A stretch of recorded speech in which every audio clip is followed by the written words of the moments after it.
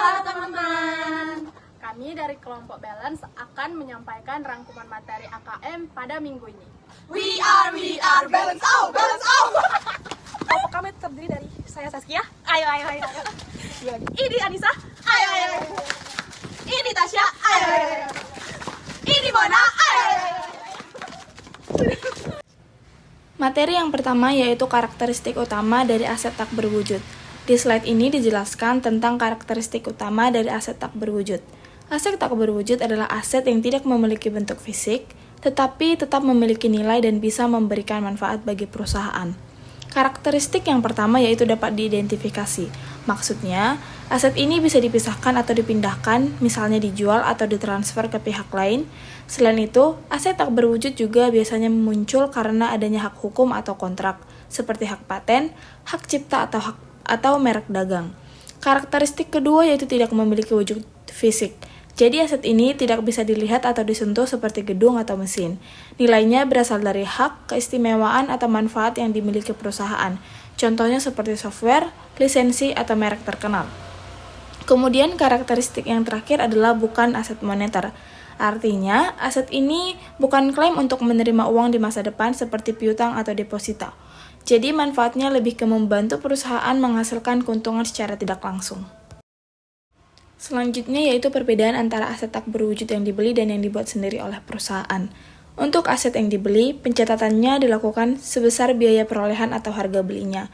Selain harga beli, biaya lain yang berhubungan langsung dengan aset tersebut juga dimasukkan, misalnya biaya hukum atau biaya persiapan supaya aset siap digunakan. Kemudian, jika aset dibeli sekaligus dalam satu paket atau basket purchase, maka biaya harus dialokasikan berdasarkan nilai wajarnya masing-masing. Sedangkan untuk aset yang dibuat secara internal, pencatatannya lebih terbatas. Pada fase riset, semua biaya langsung dibebankan sebagai beban periode berjalan, karena manfaat ekonominya masih belum pasti. Lalu pada fase pengembangan, hanya biaya tertentu saja yang boleh dikapitalisasi menjadi aset. Itu pun harus memenuhi syarat bahwa aset tersebut benar-benar memiliki potensi manfaat ekonomi di masa depan.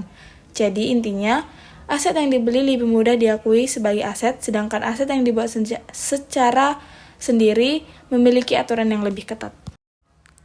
Selanjutnya itu tentang amortisasi. Amortisasi yaitu proses pengalokasian nilai aset tak berwujud selama masa manfaatnya. Untuk aset dengan umur terbatas atau limit life, aset akan diamortisasi secara sistematis selama umur manfaatnya. Biasanya perusahaan menggunakan metode garis lurus agar lebih mudah dan konsisten. Nilai residu dari aset tak berwujud umumnya dianggap nol, kecuali jika aset tersebut masih memiliki nilai di akhir masa penggunaannya. Selain itu, aset juga perlu diuji apakah mengalami penurunan nilai atau impairment, tetapi pengujian ini dilakukan hanya jika ada indikasi penurunan nilai. Sedangkan untuk aset dengan umur tak terbatas atau infinite life, aset tidak diamortisasi karena masa manfaatnya dianggap tidak memiliki batas yang jelas. Walaupun tidak diamortisasi, aset ini tetap harus diuji penurunan nilainya minimal 1 kali dalam setahun untuk memastikan nilainya masih sesuai dan tidak mengalami penurunan. Baiklah, pada slide ini ditunjukkan 5 kategori utama aset tak berwujud. Aset tak berwujud adalah aset yang tidak memiliki bentuk fisik tetapi memberikan manfaat ekonomi bagi perusahaan. Kategori pertama adalah pemasaran, seperti merek dagang, nama dagang, dan jaminan produk. Kedua adalah pelanggan, yang mencakup daftar pelanggan, hubungan pelanggan, dan pesanan yang belum dipenuhi atau order backlog.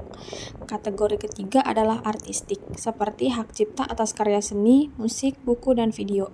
Keempat adalah kontrak yang meliputi lisensi, warlaba, perjanjian layanan, dan hak kontraktual lainnya.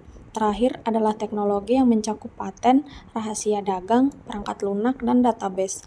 Kelima kategori ini membantu perusahaan menciptakan nilai dan keunggulan kompetitif dalam jangka panjang. Nah, selanjutnya ada kategori artistik mencakup hak cipta atau copyright atas karya kreatif seperti buku, musik, foto, dan video. Hak cipta memberikan perlindungan eksklusif kepada pemiliknya untuk memperbanyak, menggunakan, dan menjual karya tersebut. Dalam akuntansi, aset ini umumnya memiliki umur manfaat terbatas sehingga diamortisasi selama masa manfaatnya. Secara hukum, hak cipta biasanya berlaku selama hidup pencipta ditambah 70 tahun. Selanjutnya adalah kategori kontrak. Contohnya meliputi waralaba, lisensi, dan izin siaran. Aset ini muncul dari suatu perjanjian atau kontrak yang memberikan hak tertentu kepada perusahaan. Tergantung pada sifat kontraknya, aset kontrak dapat memiliki umur terbatas sehingga diamortisasi saat umur tidak terbatas sehingga tidak diamortisasi tetapi diuji penurunan nilainya secara berkala. Nah, kategori pemasaran mencakup aset seperti merek dagang, nama domain internet, dan perjanjian non-kompetisi. Aset ini berfungsi untuk membangun identitas dan citra produk di pasar sehingga memudahkan konsumen mengenali suatu merek.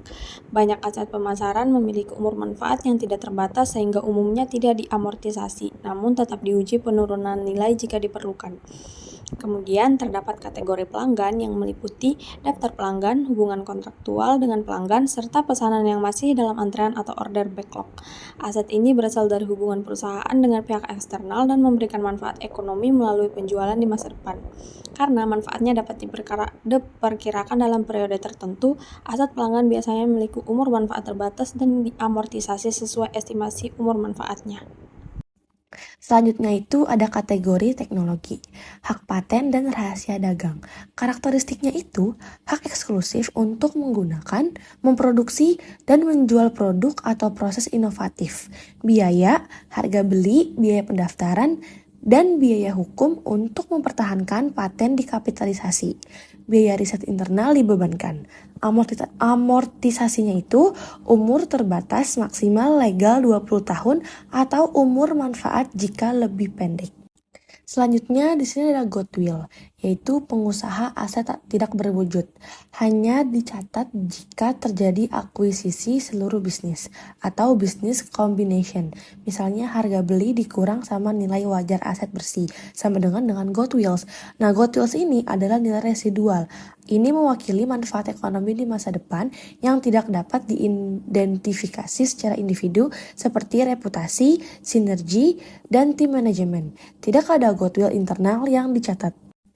Selanjutnya ada penyesuaian nilai akuisisi. Sebelah kiri ada goodwill write-off, yaitu goodwill tidak memiliki umur, tak terbatas, atau tidak diamortisasi.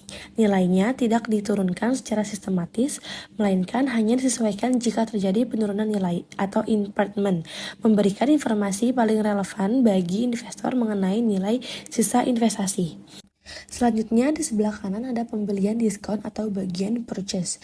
Terjadi ketika harga beli lebih kecil dari nilai wajar aset bersih. Sering terjadi pada likuidasi paksa atau pencatatan diakui sebagai keuntungan atau gain bagi pihak pembeli pada periode berjalan. Sekarang kita beralih ke topik penurunan nilai, khusus untuk aset tak berwujud yang berumur tak terbatas dan untuk goodwill. Berbeda dengan aset berumur terbatas yang diamortisasi setiap tahun, aset berumur tak terbatas dan goodwill tidak diamortisasi. Lalu bagaimana cara menguji apakah nilainya masih wajar? Jawabannya melalui uji penurunan nilai atau impairment test. Seberapa sering pengujian ini dilakukan? Wajib dilakukan minimal 1 kali dalam setahun, bukan hanya ketika ada indikasi penurunan nilai. Jadi meskipun tidak ada tanda-tanda masalah, perusahaan tetap wajib mengujinya setiap tahun. Sekarang ada hal yang perlu diperhatikan khusus untuk goodwill. Goodwill adalah aset yang unik karena ia tidak bisa menghasilkan arus kas secara independen, artinya goodwill tidak bisa berdiri sendiri menghasilkan uang. Karena itulah pengujian goodwill tidak dilakukan secara individual, melainkan pada level unit penghasil kas atau Cash General Unit atau CGU, adalah kelompok aset terkecil yang secara bersama-sama bisa menghasilkan arus kas masuk. Pemulihan rugi penurunan nilai atau reversal of impairment loss untuk goodwill adalah tidak diizinkan. Artinya, sekali nilai goodwill diturunkan, nilai tersebut tidak bisa dinaikkan kembali meskipun kondisinya membaik di kemudian hari. Ini berlaku khusus untuk goodwill, berbeda dengan aset tak berwujud lainnya yang dalam kondisi tertentu masih memungkinkan pemulihan nilai. Baik, sekarang kita masuk ke topik yang sangat penting dalam akuntansi aset tak berwujud, yaitu biaya penelitian dan pengembangan atau yang kita kenal sebagai R&D. Hal pertama yang perlu kita pahami adalah R&D itu sendiri bukan merupakan aset tak berwujud. R&D adalah sebuah aktivitas, serangkaian kegiatan yang pada akhirnya bisa menghasilkan aset tak berwujud. Nah, dalam akuntansi, kegiatan R&D ini dibagi menjadi 2 fase utama. Fase pertama adalah fase penelitian atau research. Ini adalah tahap investigasi orisinal. Perusahaan sedang mencari tahu, mencoba menemukan sesuatu yang baru baru karena pada tahap ini kita belum bisa memastikan apakah kegiatan ini akan menghasilkan manfaat ekonomi di masa depan, maka aturannya tegas. Biaya di fase penelitian selalu dibebankan sebagai expense pada saat terjadinya, tidak boleh dikapitalisasi. Fase kedua adalah fase pengembangan atau development. Di sini hasil riset sudah mulai diaplikasikan untuk mendesain produk yang nyata. Nah, di fase inilah ada perbedaan perlakuan akuntansi. Biaya tertentu dapat dikapitalisasi sebagai aset asalkan sudah melewati satu titik kritis yang disebut kelayakan ekonomi atau economic viability. Titik kelayakan ekonomi adalah batas pemisah antara fase penelitian dan pengembangan. Ini adalah momen di mana manfaat ekonomi masa depan dari proyek tersebut sudah terbukti dan proyek kemungkinan besar akan berhasil. Setelah batas ini dilewati, barulah biaya pengembangan boleh dicatat sebagai aset. Sekian pemaparan dari kelompok kami, terima kasih.